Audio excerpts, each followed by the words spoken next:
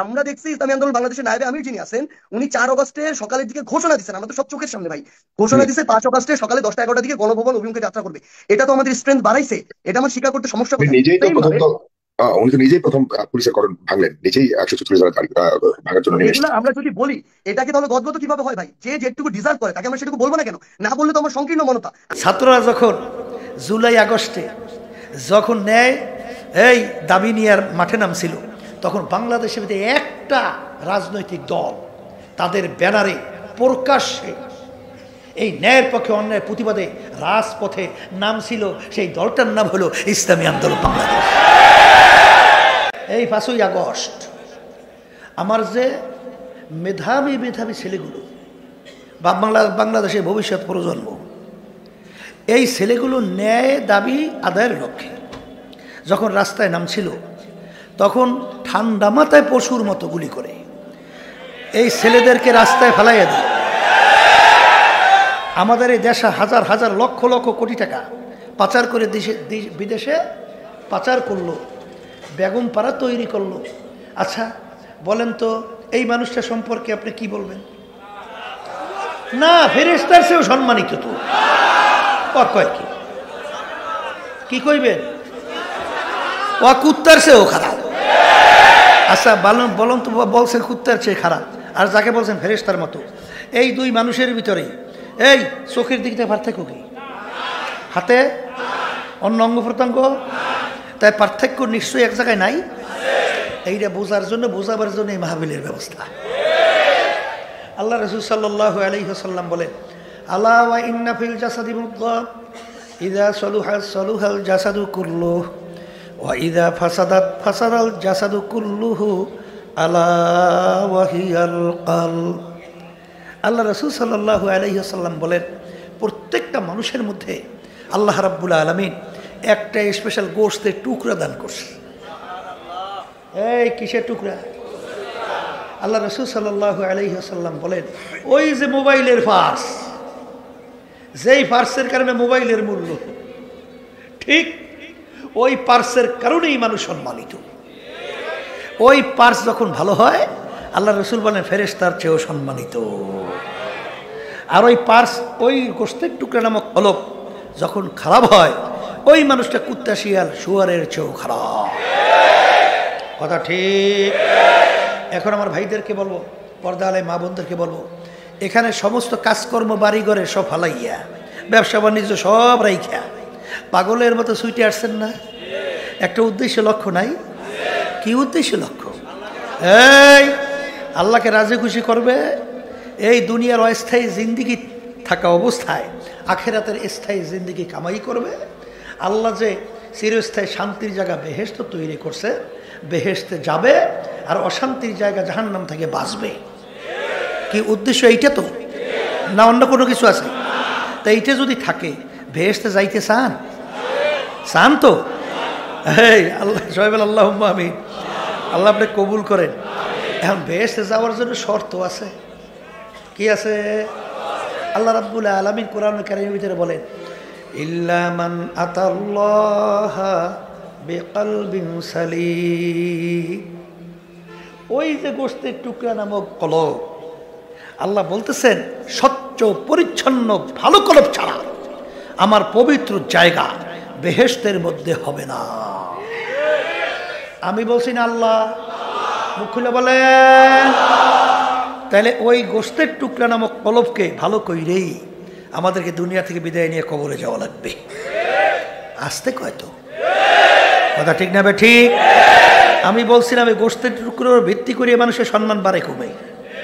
কি ভুল বলছি না ঠিক বলছি? ভুল বলছি না ঠিক বলছি? বেলাল হাবশী রাদিয়াল্লাহু তাআলার নাম শুনছেন? শুনছেন। আচ্ছা, তার ইতিহাস কি? তার আব্বাও ছিল গোলাম, তিনিও তাই গোলামের ছেলে গোলাম। বংশের দিক থেকে একেবারে নিচু, হাফস বংশ, একেবারে কুৎসিত কালো, চেহারাও ডকপথ নাই। দেখছেন না কালো মানুষ ডকপথ আছে? তাহলে চেহারাও সুন্দর না, বংশও কি ছোট। আবার শিক্ষার দিক থেকে বকালাম। গোলামের ছেলে গোলাম শিখবে কোথায়?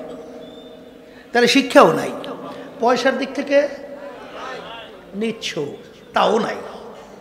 তাহলে নাই বংশ, নাই চেহারা, নাই শিক্ষা, নাই পয়সা, ওদিকে আবার জবানটাও তোতলা। দুনিয়ায় চলার জন্য তার গুণ আছে কি? কিছু আছে? কিন্তু তার সম্মান, হ্যাঁ, আল্লাহ রাসূল সাল্লাল্লাহু আলাইহি ওয়াসাল্লাম সবে মেরাজে গেলেন, বেহেশতের ভিতরে খরমের আওয়াজ। কিসের খরমের আওয়াজ? জিবরাইল আলাইহিস সালাম বলে, আল্লাহ রাসূল, আপনার বেলালের খরমের আওয়াজ। আল্লাহু আকবার। আল্লাহ রাসূল সাল্লাল্লাহু আলাইহি ওয়াসাল্লাম সর্বপ্রথম বেহেশতে ঢোকা ছাড়া কেউ যেতে পারবে? আল্লাহ রাসূল সাল্লাল্লাহু আলাইহি ওয়াসাল্লাম যেই বাহনের উপরে থেকে বেহেশতে ঢুকবেন, সেই বাহনের রশিটা কার হাতে? বলেন বেলাল হাবশি রাদিয়াল্লাহু তাআলা আনহু। কি বোঝেন? এই ওমর ফারুক রাদিয়াল্লাহু তাআলা আনহু অর্ধেক দুনিয়ার রাজত্ব করছিলেন, বাংলাদেশের মধ্যে প্রায় 200 দেশের রাজা। তিনি যখন তার এই লোকজন নিয়ে, অনুসারী নিয়ে যখন বৈঠক করতেছিলেন, ওই সময় যে বেলাল হাবশি রাদিয়াল্লাহু তাআলা অনেক সময় ঢুকতেন, তখন তিনি সম্মান সূচক শব্দ ব্যবহার করতেন, সাইয়েদানা বেলাল, আমাদের সর্দার বেলাল আসছে। আল্লাহু আকবার। এ আল্লাহর বান্দারা, দুনিয়াতে সম্মান চাও, আখেরাতে যদি সম্মান চাও। এই কালকে মাহফিল করছিলাম চিটাগাঁও, সেখানে ঘুমাই আছে আমানুর শাহ রহমাতুল্লাহি আলাইহি। ইতিহাস কি? জজের চাপরাশি, জজের চাপরাশি। জজ এজলাসে বিচার করত, আর জজের মাথায় আগে এরকম টাইনে টাইনে বাতাস করত, তাদেরকে বলা হয় চাপরাশি। কি বোঝেন? আচ্ছা বলেন তো, যেই জজ এজলাসে বসে বিচার করছে, ওই জজের কোনো পাত্তা আছে? কোনো আলোচনা আছে? কোনো খবর আছে? কিন্তু যে নাকি জজের মাথায় টাইনা পাখা দিয়ে বাতাস করছে, কিয়ামত পর্যন্ত তার নাম মানুষ স্মরণ করতে থাকবে। কথা বোঝেন? যাইয়ে দেখেন পটুয়াখালী জেলা মির্জাগঞ্জ থানা, ইয়ারউদ্দিন সাহেব রহমাতুল্লাহি আলাইহি নদীর পাশে ঘুমাই রয়েছে। আমি হয়তো বছরখানিক হইবে বা কম বেশি, স্পিড বোটে যাইতেছি, হঠাৎ দেখি স্পিড বোটওয়ালা থামাই দিয়েছে বোটটা। তাকাইয়ে দেখি, হেই ইয়ারউদ্দিন সাহেব রহমাতুল্লাহি আলাইহি তার কবর। যত লঞ্চ স্টিমার ওখান থেকে যায়, ওখানে টবের কইরা থামাইয়া তাকে সম্মান দেখাইয়া তারপর সামনে যায়। মরিয়াও বাদশাহী করতে আসছে। বিদেশের এক পর্যটক আসছিল বাংলাদেশে, যখন রওনা করে যাইতেছে, সাংবাদিকরা জিজ্ঞাসা করছে, বাংলাদেশে এসে কি দেখলেন, কি পাইলেন? বলে, একটা আশ্চর্য জিনিস দেখছি। কি আশ্চর্য? বলে, মানুষ মইরেও যে বাদশাহী করে, তাই সে দেখলাম বাংলাদেশে। বলে, তাই কেমন?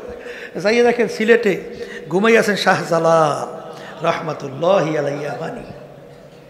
দেখবেন লক্ষ লক্ষ মানুষ তার কবরের পাশে যাই জিয়ারত করে সালাম দেয়।